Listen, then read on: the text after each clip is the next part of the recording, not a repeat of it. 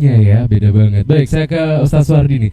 Ustaz, bagaimana perbedaan yang cukup mendasar antara pajak di apa namanya dalam ekonomi Islam dengan sistem kapitalis ini tentang konsep pendistribusian kekayaan yang katanya juga ini menjadi salah satu alasan dasarnya.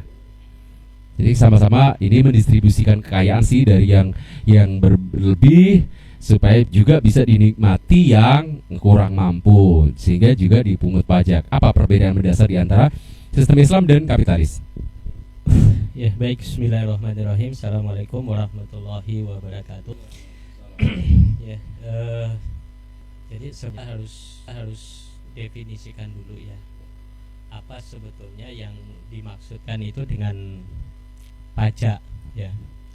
Jadi kalau pajak itu secara per definisi ya, itu dikatakan sebagai upaya untuk mengalihkan sumber ya dari swasta kepada negara ya. Adanya pelanggaran hukum tapi kewajiban yang harus ditunaikan berdasarkan kepada ketetapan yang sudah ditetapkan gitu ya. Gitu. Jadi ini yang kemudian bisa kita highlight dulu ya gitu. Nah, kenapa kemudian definisi ini menjadi penting ya? Yang tadi kita sebut upaya untuk pengalihan di sumber yang swasta kepada negara ya. Karena kalau kita kembali ke belakang ya, ke belakang itu bisa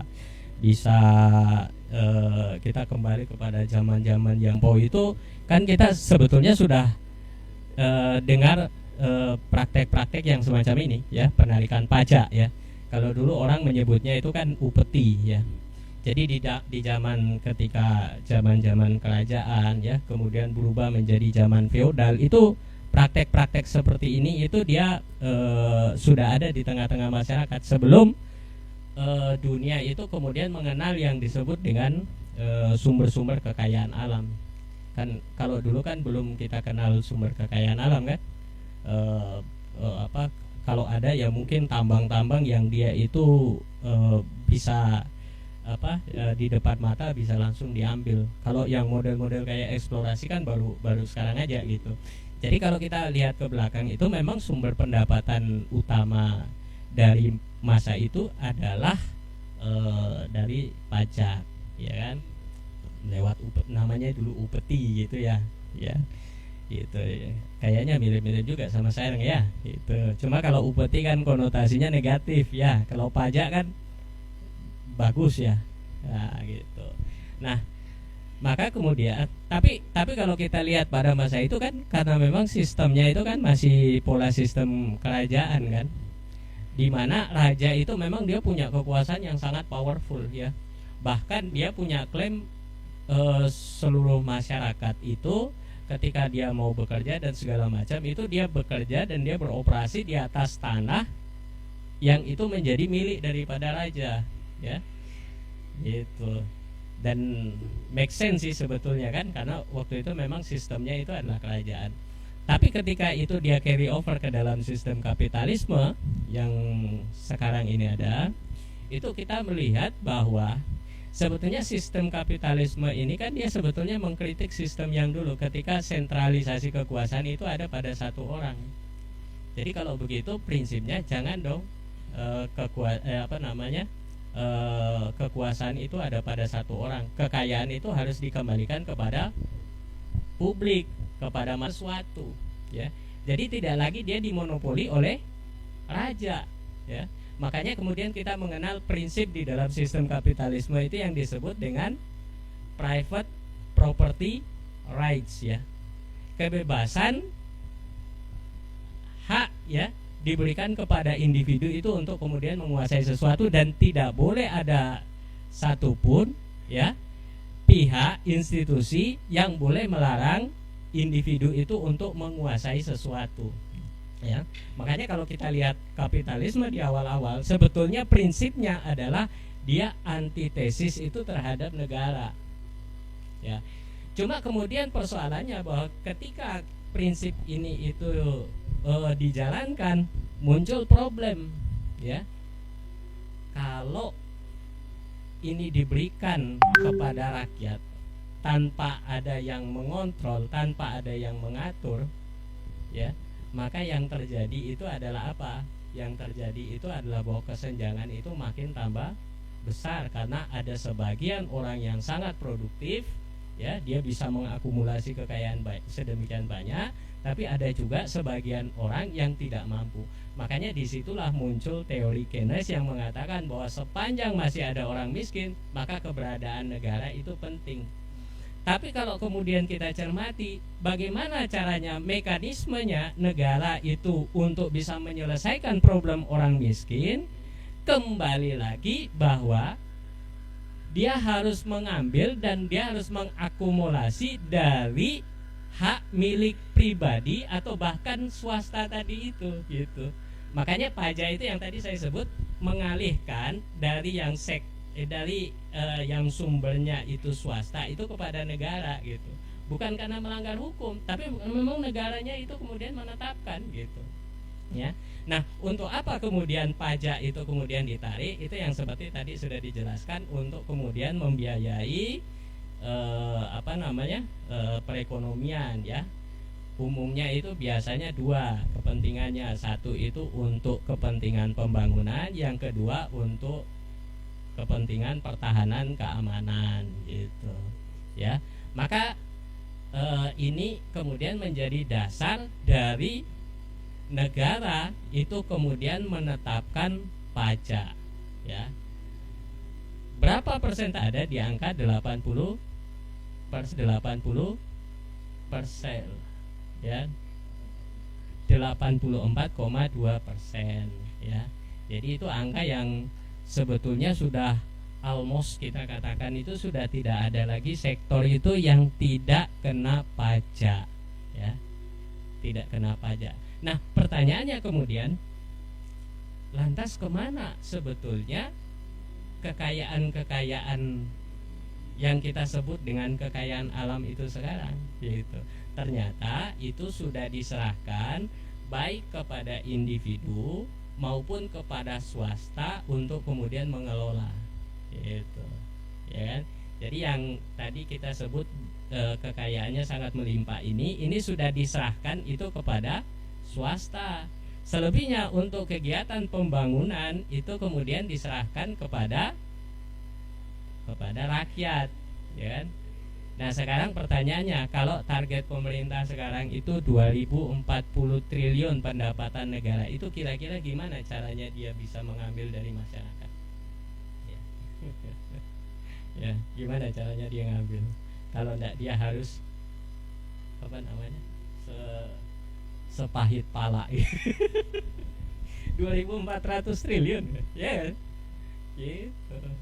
Nah, jadi ini yang sebetulnya kita sebut prinsip dasarnya. Nah, jadi kalau kemudian nanti ditanya, lantas apa bedanya dengan Islam?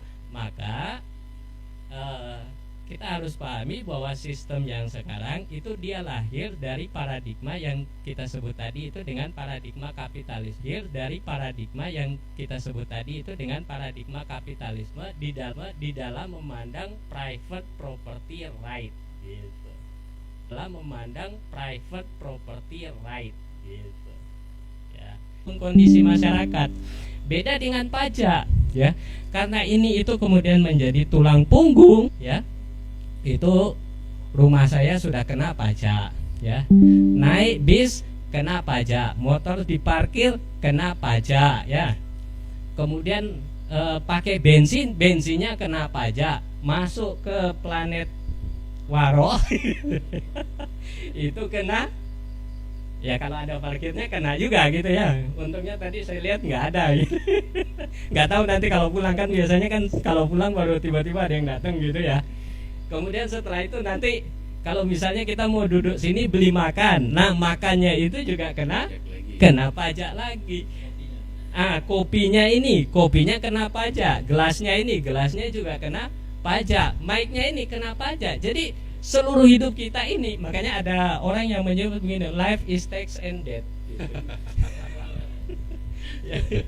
Jadi hidup itu hanya untuk bayar pajak sambil nunggu mati gitu ya. Jadi sangat luar biasa ya. Jadi itu sekilas perbedaannya. Jadi memang perbedaannya sangat paradigmatik, sangat prinsipil dan sangat filosofis gitu. Jadi kalau saya simpulkan sedikit dari apa yang disampaikan Mas Edi sama Ustaz Suwardi, dari proses pengambilannya sampai ke pendistribusiannya ini sudah sangat berbeda ya konsepnya dengan metode Islam ya, sangat berbeda. Baik, dan sepertinya metodenya akan terus berubah supaya bisa berkembang, bukan semakin maju, cuman makin besar aja persentase Suwardi ini, Ustaz. Baik, silakan. Dari segi penjelasan Mas Edi dijelaskan bahwa di dalam Islam pun orang boleh sekaya-kayanya, nggak ada batasan sekaya apa orang, cuman cara pendapatannya atau apa yang harus dikelola itu yang dibeda-bedakan. Nah, di dalam negara yang saat ini kita tinggali saat ini, itu mengklaim bahwa pajak adalah salah satu sarana untuk menyejahterakan rakyat, untuk memberikan kemudahan bagi rakyat dengan subsidi segala macam. Sedangkan di dalam Islam sendiri juga mengklaim hal yang sama, bahwa zakat itu adalah untuk membantu fakir miskin dan 8 asnaf yang lainnya itu. Menurut pendapat Ustaz, secara Islam mana yang lebih efektif untuk mengentaskan kemiskinan, pajak atau zakat? Mana yang lebih efektif tergantung pada sudut pandang. Maksudnya begini, dulu itu ada satu diskusi menarik tentang zakat 2,5%. Ya, apakah zakat 2,5% itu cukup untuk mengcover problem kemiskinan yang ada di Indonesia? Ya, menurut antum cukup apa enggak? Dan nggak cuma itu Ustaz, 2,5% itu pun nggak semua orang kena, nggak semua yang bernapas kena pajak kan? Kalau Ya, di Indonesia kan itu kan nggak, ini juga kayaknya nggak cukup. zakat itu Ada batasan nisabnya. dalam konteks yang sekarang itu tidak dianggap sebagai sebuah kewajiban. Artinya dia itu bergantung pada kesadaran personal, ya, kesadaran individu. Jadi kalau kita melihat di dalam perspektif ini, kira-kira zakat itu efisien atau tidak? Kalau saat ini dengan kesadaran ya kayaknya nggak bakalan sadar deh ya. Gitu ya. Nah, berbeda kalau kemudian kita bilang terkait dengan konteks pajak tadi, ya. Kurang dekat Ustaz. Iya, kalau konteksnya pajak tadi, pajak itu ya, yang terakhir memang ada rencana itu 12% ya. Meskipun tidak jadi, tapi ya tetap kalau kita hitung-hitung juga sebetulnya akumulasinya juga banyak juga ya, bukan lebih dari angka itu gitu. Nah, ini kalau kita bicara terkait dengan efisien atau tidaknya gitu. Apalagi kalau kemudian kita lihat bahwa sumber pendapatan yang berasal itu dari pajak itu banyak juga yang kemudian dipakai dan digunakan untuk, katakanlah ya, quote and quote, itu untuk menyelesaikan problem kemiskinan ya. Misalnya contoh sederhananya begini, pemerintah kan punya program yang namanya MBG. Berapa jumlah dana yang dibutuhkan? Apa enggak? Nggak apa, gede pokoknya ya, paling besar ya. Kemudian selain MBG ada juga Koperasi Merah Putih ya. Itu kemarin saya waktu ke Ngawi itu satu bis dengan orang di koperasi, nilainya juga cukup besar itu, 1 miliar per desa ya. Nah, jadi kebutuhan proyek yang sangat besar itu pertanyaannya, bisa nggak itu kalau dia tidak di cover itu dengan menggunakan pajak yang nilainya harus makin digedekan. Ini ada program bagus ini untuk masyarakat ini, untuk rakyat ini, ya, untuk gizi anak kita ini. Itu kira-kira menurut kita logis nggak kalau kemudian pajak itu dinaikkan? Itu jadi rancu, saat itu mau bantu apa mau nginjek? Enggak, kalau kita bicara logisnya gitu ya. Kan bingung kan? Makanya ini yang tadi saya bilang tadi, kalau kita bicara dalam konteks efisien itu tergantung sudut pandang. Itu menjadi sesuatu yang problematik, menjadi sesuatu yang masalah. Itu kalau kita ukur berdasarkan kepada apa? Berdasarkan pakai cara pandang yang lain. Misalnya begini perspektifnya, ada nggak sih program untuk menyelesaikan masalah kemiskinan, ya, masalah ketimpangan sosial, masalah ekonomi yang lain, tapi tidak kena pajak? Itu dulu gitu ya. Ada nggak gitu? Nah, kalau itu ada, baru kita akan bisa mengatakan bahwa kalau begitu bangunan yang dibangun oleh kapitalisme tadi itu semuanya itu meskipun ada manfaatnya, seharusnya itu nggak ngono gitu bahasanya. Iya kan? Kenapa? Karena kita tahu bahwa di dalam sistem kapitalisme ini yang namanya pajak itu dia jadi tulang punggung. Tulang punggung. Jadi kalau namanya tulang punggung, ketika negara itu menghadapi berbagai macam masalah ekonomi, pembiayaan, ya, defisit fiskal dan seterusnya, mesti dia akan melihat, wah ini Mas Jose ini, apa ini yang belum kita tarik pajaknya dari beliau ini, ya kan? Karena mesti ngelihatnya gitu, dengan dikasih bahasa ini loh untuk pembangunan, untuk pertumbuhan, untuk macam-macam dan seterusnya dengan kata-kata yang bagus itu, ya, yang sebetulnya juga sudah salah konsep, ya. Pajak itu kan sebetulnya maksudnya untuk apa? Untuk apa, bahasa sederhananya itu untuk yang kaya itu membantu yang miskin, ya, membantu yang miskin. Secara konsep begitu, secara faktanya bagaimana? Antum kalau masuk ke pusat-pusat perbelanjaan Indomaret itu apa, tanya ke antum itu orang kaya atau orang miskin gitu. Ya kan? Gitu. Makanya kemudian yang terjadi itu adalah apa? Ya. Karena tadi yang ini konsep yang disampaikan oleh Ustadz Edi tadi itu tidak diterapkan, sementara pajak itu dia menjadi sumber yang utama, maka pajak ini kemudian akan dimaksimalkan, ya, bahkan ditarget, ya, ya.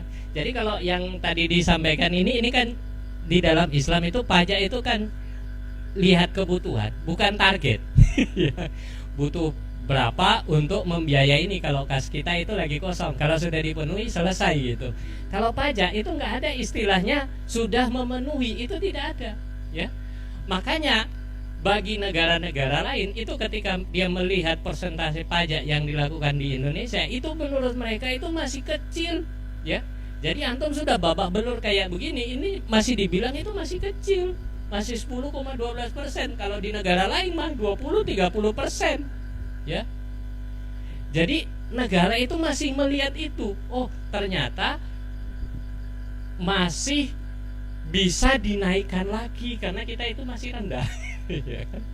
20-30%. Makanya kemudian kita lihat pajak itu kan makin progresif, ya. Pajak itu makin beragam, makin progresif, ya. Antum kalau bayar pajak namanya pajak penghasilan, itu mungkinlah masih bisa kita tolerir, ya. Kenapa? Karena pajak penghasilan itu adalah pajak yang kita berikan karena kita sudah berusaha, ada hasilnya. Bolehlah hasilnya itu sebagian kita bagi kepada yang lain. Kira-kira begitu maunya, ya. Tapi antum tahu pajak pertambahan nilai? Ya kan? Pajak pertambahan nilai itu kita nggak ngapa-ngapain, ya, itu sudah kena pajak itu, ya. Makanya coba deh antum kalau beli token listrik ya, itu belinya berapa, itu yang masuk itu berapa gitu ya. Jadi tidak sesuai dengan nilai uang yang kita keluarkan, padahal listrik itu belum kita gunakan, sudah dipotong pajak ya. Jadi kita duduk-duduk kayak begini aja ini sudah kena pajak. Dan yang lebih mengerikan lagi ya, yang tidak sesuai dengan konsep bahwa ini adalah untuk membiayai negara, untuk solidaritas, adalah apa? Bahwa siapapun yang tidak membayar pajak akan dikenakan pasal undang-undang. Ya, sudah adalah pajak progresif, ada pajak penghasilan, ada pajak pertambahan nilai. Kalau tidak menunaikan maka akan dikenakan pasal.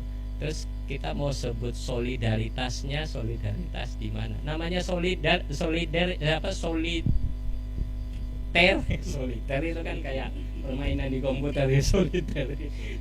Kalau solidernya di mana? Namanya solider kan kita swadaya saja, ada yang butuh kita kasih gitu. Tapi yang terjadi itu justru sebaliknya gitu. Nah, kenapa itu yang tadi ingin kita sebut, bahwa kalau kita lihat di dalam perspektif yang secara keseluruhan harusnya nggak mono. Seharusnya bagaimana? Seharusnya persis seperti yang disampaikan oleh Adi. Tapi kemudian problemnya kan nilai zakat itu kecil.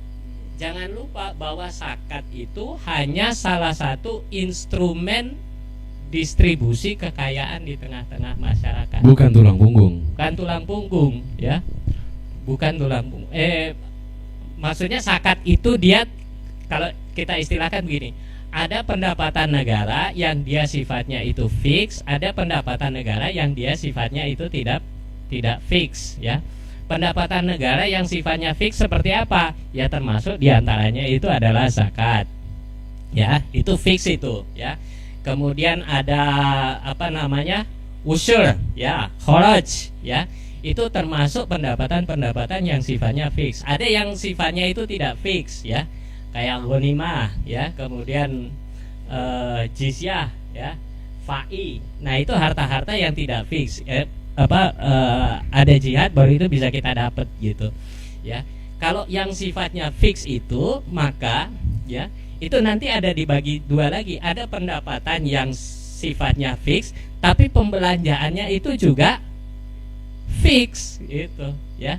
Kalau kita istilahkan itu, kalau kita boleh bagi lagi, ada yang mekanisme zakat, ada yang mekanisme non zakat. Yang zakat itu artinya apa? Ya sumbernya dari zakat, kemudian dialokasikan itu kepada 8 asnaf ya. Kalau ini kurang baru bisa ditambah dari sumber-sumber yang lain ya.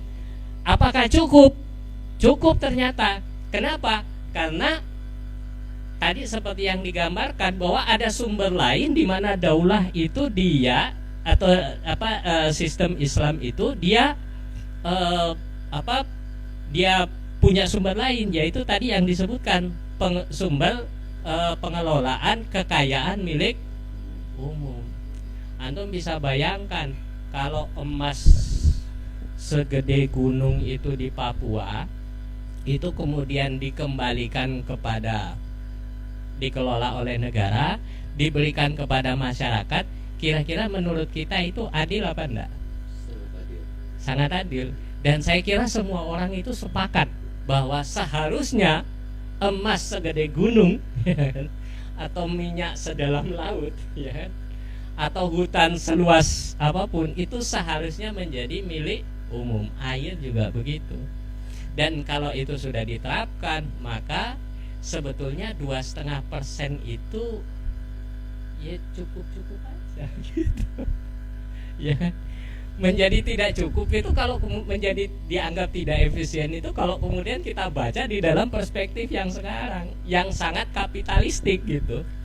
Makanya tidak hanya sekedar kita mengutuk sebetulnya sistem perpajakan, tapi seharusnya memang kritiknya itu harus mendasar ya. Mendasar itu dalam pengertian memang ini akar masalahnya itu ada pada sistem yang namanya kapitalisme itu, dan kapitalisme itulah yang harusnya menjadi objek sasaran dari kritik kita gitu. Jadi gitu ya. Baik, Ustadz, saya lanjut sedikit. 2,5% bisa menjadi sangat cukup. Apakah ada catatan sejarah yang sudah menunjukkan bahwa di dalam daulah Islam itu benar-benar sebuah negara itu bisa tercover segala kebutuhannya dengan proses pengelolaan seperti yang sudah dilakukan secara Islami itu? Iya, ya. Pengalaman sejarah membuktikan bahwa sepanjang 14 abad negara itu diatur dengan menggunakan sistem Islam, itu tidak pernah sih kita ketemu yang kayak gini-gini. Ya, jadi mau bukti apa lagi? Walaupun mungkin ada perititir apa istilahnya kayak pecicilan kasus ya. Seperti misalnya dulu pernah terjadi yang namanya paceklik ya. Terjadi namanya kelangkaan dan sebagainya. Tetapi kalau kita perhatikan secara fakta bahwa memang faktor-faktor itu lebih banyak disebabkan oleh faktor di luar daripada sistem ya.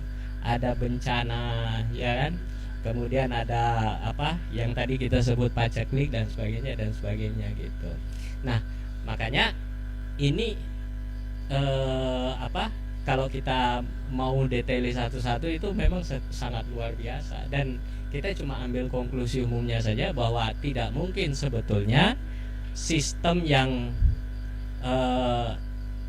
yang seperti ini itu tidak akan mungkin mampu bertahan selama 14 abad kecuali bahwa memang rakyatnya itu memang merasa aman ya kan, aman, nyaman, sejahtera itu di dalam sistem ini ya. Apalagi kalau ditambah dengan sistemnya bagus, pemimpinnya amanah ya, seperti yang dulu ditunjukkan misalnya oleh Umar bin Abdul Aziz ya. Ketika anaknya mau berkunjung, mau merundingkan sesuatu, ditanya sama anaknya kan, ini urusan negara apa urusan pribadi? Oh ini urusan pribadi. Lampunya ini kemudian dimatikan karena ini semua dibiayai oleh negara. Sekarang kita lihat berapa banyak pejabat negara kita itu yang justru malah mempraktekkan yang sebaliknya ya. Mobilnya mewah dijejer di di KPK berapa itu ya kemarin itu ya, angka nilepnya itu sampai berapa, 3M ya, wameh ya. Terus habis itu minta dikasih amnesti lagi ya, coba. Ya kan? Jadi ngeri sekali. Jadi sudahlah pajaknya memberatkan seperti itu, birokrasinya tidak lagi amanah, maka ya boro-boro tepat sasaran.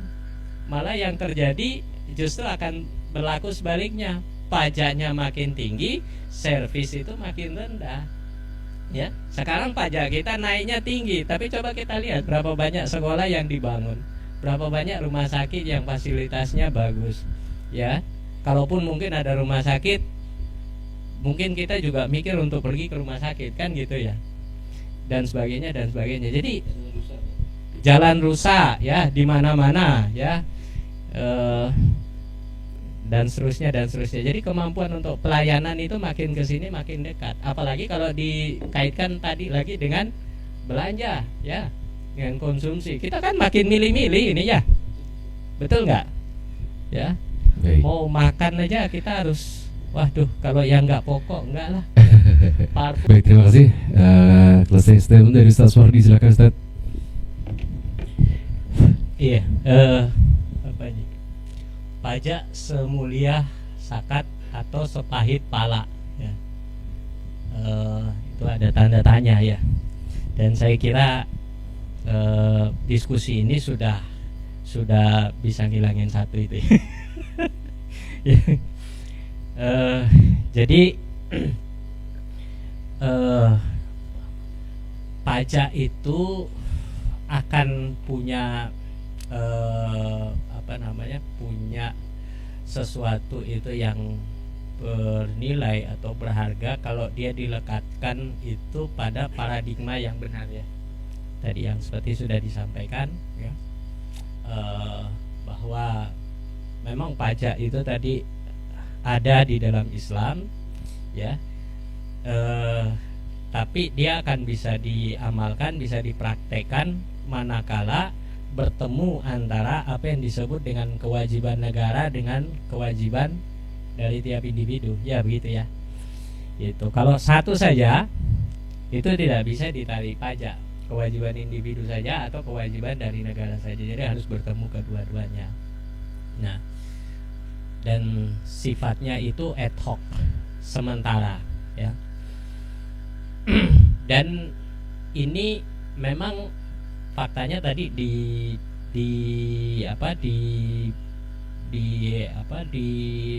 di dalam segi realitas jarang, ya. Realitas kaum muslimin itu sangat jarang sekali terjadi. Kenapa? Ya, karena berdasarkan historisitas yang kita dapatkan itu bahwa dari zakat saja, dari sumber zakat saja itu dulu sampai pernah ada satu masa di mana khalifah waktu itu kesulitan untuk mendistribusikan zakat, gitu. Karena tidak ditemukan di antara kaum muslimin pada masa itu ada orang yang mustahik, gitu, ya. Nah, ini satu gambaran. Nah, makanya kemudian kalau kita ingin ada kehidupan seperti itu, berarti bukan cuma sekedar kita sampai pada satu tuntutan untuk apa tadi bahasanya, nanti kita salah-salah pula ya, untuk mengkritisi sistem, ya, perpajakan yang ada sekarang ini. Ya, itu saya pakai bahasa yang agak sopan, ya. Tetapi juga pada saat yang sama harus dihadirkan pula sistem yang seperti tadi saya sampaikan, ya, sistem yang bisa mensejahterakan tanpa kemudian bertumpu atau ditopang oleh pajak, ya. Jadi ada dua pekerjaannya. Yang pertama itu adalah ada satu kritik terhadap sistem yang sekarang berjalan. Kemudian yang kedua itu menghadirkan sistem yang ideal. Nah, itu yang kemudian harus kita lakukan secara terus-menerus jika kita ingin agar hidup kita ini tenang, hidup kita ini tumakninah, tapi juga memperoleh keberkahan, ya. Sekarang toh kan sama-sama juga, kita sama-sama bayar, ya, bayar zakat, kita juga bayar pajak, betul nggak? Ya, bahkan muslim di kehidupan sekuler itu double bayarnya, ya. Sudahlah kita bayar pajak, kita bayar zakat pula, gitu. Jadi kalau menurut statementnya Sri Mulyani itu kita punya dua kemuliaan itu. Ya, punya double kemuliaan, gitu, ya kan? Iya, mestinya kan kalau diikuti logikanya kan harusnya satu saja, kan, gitu, ya. Pajak sama dengan zakat, gitu. Jadi kalau sudah bayar zakat mestinya nggak boleh bayar pajak, atau kalau sudah bayar pajak nggak bayar zakat, gitu. Nah, sekarang tinggal kita tanya, antum ini milih yang mana, kan? Kita tes aja kan satu-satu. Kira-kira kalau antum ditarik pajak itu senang apa buatan? Ya, ditarik pajak senang ya. Dan saya kira ini kalau disurvei di seluruh, ya, buktinya apa, ya, semua daerah kan berontak, ya. Pati berontak, Bone bergejolak, macam-macam karena naik pajak. Itu artinya apa? Itu artinya mengkonfirmasi bahwa sesungguhnya tidak ada orang yang senang itu dipajaki. Itu satu. Kemudian yang kedua, sekarang saya tanya, ya, antum kalau disuruh bayar zakat itu mau apa enggak? Ya, mau enggak suruh bayar zakat? Alhamdulillah ikhlas, ya. Minimal zakat fitrah. Kalau zakat yang lain-lain kelihatannya kita belum ada nih yang, ya, agniya itu, ya, yang memenuhi kriteria untuk bayar zakat, gitu, ya. Tapi kalaupun kita tetap harus membayar juga, ya, itu punya konsekuensi itu sampai ke akhirat. Nah, sementara pajak itu apa konsekuensinya bagi kita di akhirat? Apa kira-kira? Podo-podo ngeluarkan duitnya, tapi nilainya itu berbeda. Jadi kalau boleh kita sarankan ya memang ya harus kembali kepada Islam ya. Jadi kita sama-sama keluarin duit, tapi yang kita dapatkan itu adalah keberkahan ya. Kalau kita sekarang ngeluarkan duit senep ya kan, nggak ngeluarkan duit diuber-uber ya sama petugas pajak, sudah diuber-uber dikorupsi pula gitu ya. Jadi luar biasa gitu ya. Itu aja penutup sekaligus agak panjang. Baik, terima kasih.